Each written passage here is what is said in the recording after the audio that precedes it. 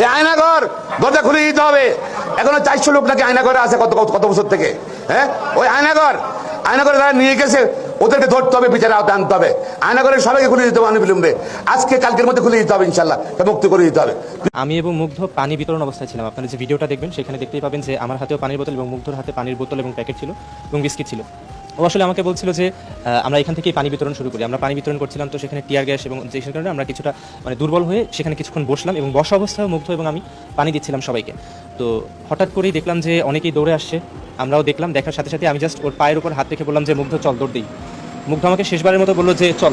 আমরা 3 জন ছিলাম বসা। আমার মুগ্ধর খুলনা ইউনিভার্সিটির একটা বন্ধু এসেছিল, নাম জাকির। ও ছিল সবার প্রথমে, দ্বিতীয়ত ছিল মুগ্ধ এবং সবার শেষে ছিলাম আমি। জাকির সাথে সাথে উঠে যায় এবং দৌড় দেয়।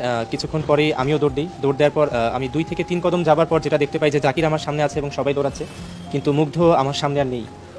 তখন আমি ওই জায়গাতেই থেমে যাই এবং ঘুরে তাকিয়ে দেখতে পেলাম যেটা যে মুগ্ধর হাতে সেই পানির বোতল, বিস্কিটের ব্যাগ, সেই অবস্থাতেই মুগ্ধ মাটিতে পড়ে যাচ্ছে এবং আমার দিকে তাকিয়ে আছে। তখন দৌড়ে যাই, মুগ্ধকে তোলার চেষ্টা করি। তো সাথে 2-1 জন ছিল যারা সহযোগিতা করে। আমরা সাথে সাথেই হাসপাতালের, যেহেতু ক্রিসেন্ট হাসপাতাল সাথেই ছিল, সাথে সাথে আমরা ক্রিসেন্ট হাসপাতালে নিয়ে যাই। তারপর স্নিগ্ধকে জানাই এবং কিছুক্ষণ পর ডাক্তার যেটা আমাদেরকে জানালেন যে ওর কোনো পালস খুঁজে পাওয়া যাচ্ছে না এবং ডাক্তার মৃত হিসেবে ঘোষণা করলেন। এই ঘটনাটা কখন ছিল না আপনারা কখন গেছিলেন? আমরা গিয়েছিলাম 3:30 থেকে 4:45টার সময়। আমরা সেখানে উপস্থিত হই। যাওয়ার পরেই প্রথমত যেটা দেখতে পাই যে অনেকেই আহত অবস্থায় এবং ক্ষতবিক্ষত অবস্থায় ফিরে আসছেন।